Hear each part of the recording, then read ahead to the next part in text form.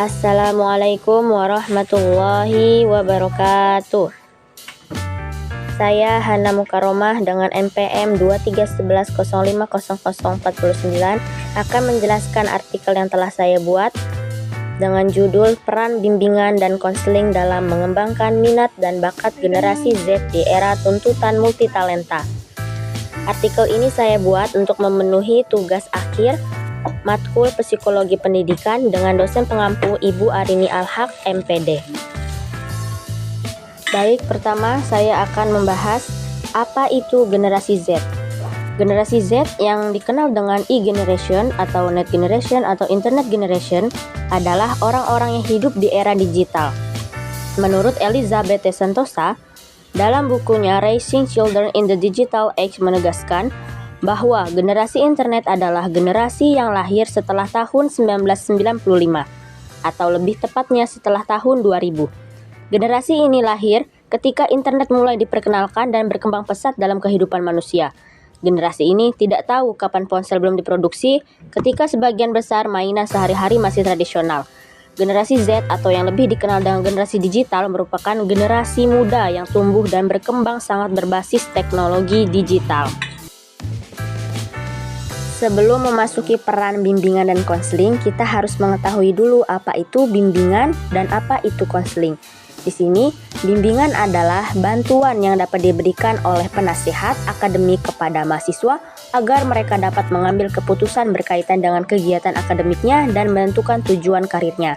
Adapun konseling adalah suatu situasi bantuan penyelesaian masalah yang bersifat terbuka dengan bertemu muka yang diberikan oleh tenaga profesional.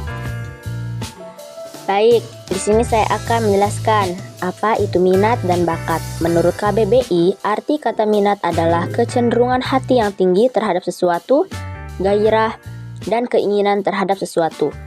Sedangkan bakat ialah kemampuan maupun potensi yang ada pada setiap manusia. Pada hakikatnya, manusia diharuskan untuk mencari, mengasah, dan mengolah bakat. Bakat dikembangkan sesuai kemampuan setiap individu itu sendiri. Tujuan dari bakat ialah untuk mengetahui bakat, kemudian dipahami potensi yang ada pada diri sendiri. Baik, masuk ke peran bimbingan dan konseling dalam menghadapi generasi Z. Adapun beberapa peran yang dapat dilakukan oleh bimbingan dan konseling sebagai berikut. Yang pertama, layanan bimbingan konseling diselenggarakan untuk memberikan motivasi sukses kepada anak-anak generasi Z sehingga memiliki masa depan studi dan karir yang cemerlang. Adapun layanan tersebut dapat berupa layanan peminatan tentang studi lanjut untuk setiap anak, layanan pengembangan bakat dan minat, kemudian juga kolaborasi sekolah dengan instansi kerja atau perusahaan untuk memberikan wawasan kerja sesuai dengan potensi dan keahlian siswa. Yang kedua, bimbingan dan konseling memanfaatkan teknologi informasi dan komunikasi serta media interaktif yang mudah diakses oleh siswa, seperti video, film, makromedia flash, educative games, dan sebagainya. Yang ketiga, layanan bimbingan dan konseling difokuskan pada pengembangan kepercayaan diri, keterampilan pemecahan masalah, keterampilan berpikir kritis dan inovatif. Dan yang keempat, dalam memberikan layanan bimbingan konseling, guru bimbingan konseling menggunakan media atau sarana yang mendukung dan diskusi oleh siswa, seperti LCD proyektor, laptop yang terkoneksi internet, dan sebagainya.